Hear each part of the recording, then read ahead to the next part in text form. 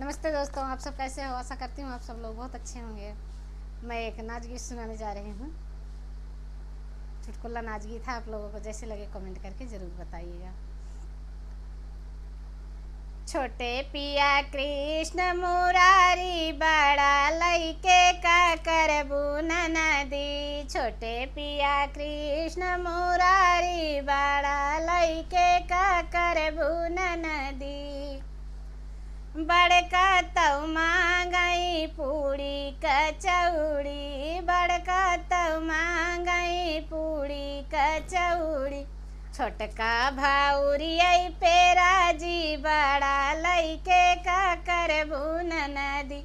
छोटका सूखी रोटियई पेराजी बड़ा लइके का करबू नदी। छोटे पिया कृष्ण मुरारी बड़ा लइके का करबू नदी। छोटे पिया कृष्ण मुरारी बड़ा लइके का करबू नदी। बड़का तऊ मंगी है, बड़का तऊ मंगी है गगरी भे पानी। बड़का तऊ मंगी है गगरी भे पानी। छोटका गिला सवई पेराजी बड़ा लइके का करबू नदी। छोटका गिला सवई पेराजी बड़ा लइके का करबू नदी। छोटे पिया कृष्ण मुरारी बड़ा लइके का करबू नदी। छोटे पिया कृष्ण मुरारी बड़ा लइके का करबू नदी। बड़का तऊ मंगी है गदा गलैचा, बड़का तऊ मंगी है गदा गलैचा। छोटका झिनिंगवई पेराजी बड़ा लइके का करबू नदी। छोटका झिनिंगवा पेराजी बड़ा लइके का करबू नदी।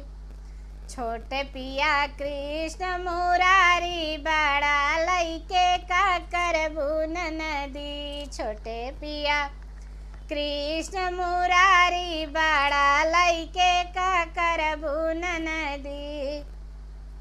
बड़का तऊ मंगी है लौंगा इलायची, बड़का तऊ मंगी है लौंगा इलायची।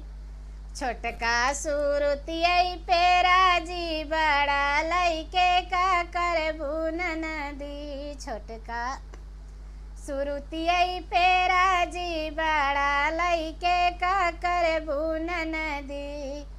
छोटे पिया कृष्ण मुरारी बड़ा लइके का करबू नदी। छोटे पिया कृष्ण मुरारी बड़ा लइके का करबू नदी। छोटे पिया कृष्ण मुरारी बड़ा लइके का करबू नदी।